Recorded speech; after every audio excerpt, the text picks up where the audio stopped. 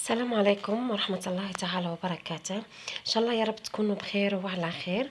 اليوم راح نديروا البركوكس أو العيش. أنا هنايا حطيت كل شيء مع بعضه. عندي دجاج وعندي بطاطا، عندي جريبات، عندي حمص، عندي فول، يعني الخضرة اللي عندك كامل حطيها. يعني كل حاجة ديري حبة حبة وانتي درت. نحطوا البصل، الثوم، الملح، التوابل تاعنا، الزيت، ونحطوهم يتقلاو مليح.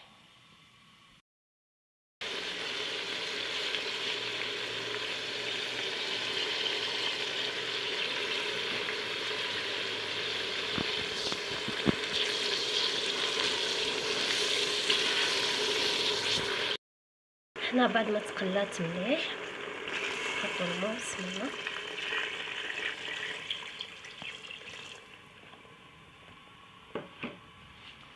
ونغطيو عليها ونخليوهم يطيبوا.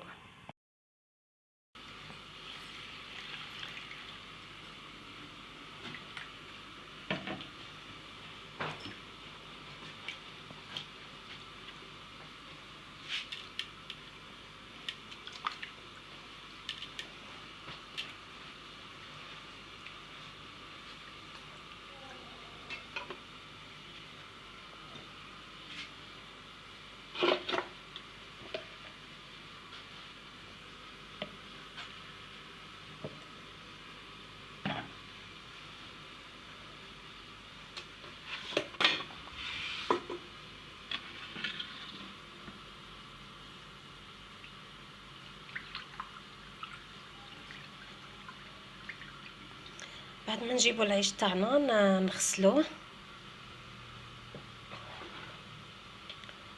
ونخليوه يقطر، ومن بعد نفوروه عادي، يعني كما تفوري البربوش. هذا يقولوا له البركوكس، كاين اللي يقول له العيش، كاين يقول له المردود، يعني كل واحد وش يقول له.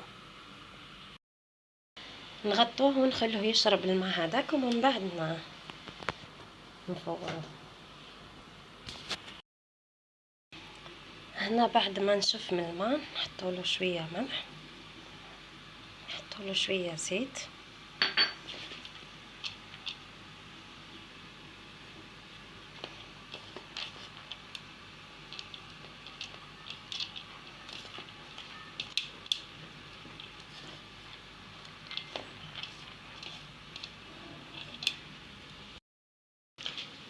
ونحطوه يفور.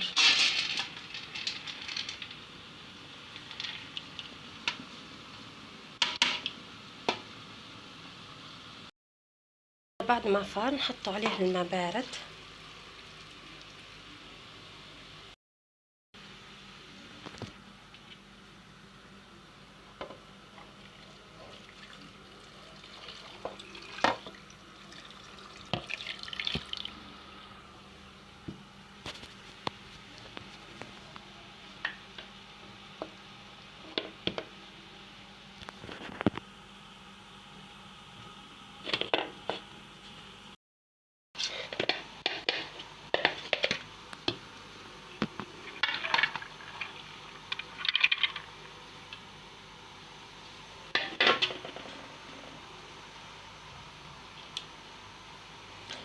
هنا نغطوه ونخليه يرتاح واحد الخمس دقائق او 6، ومن بعد نزيدو نعاودو نديرو له شويه زبده ونحطوه يفور.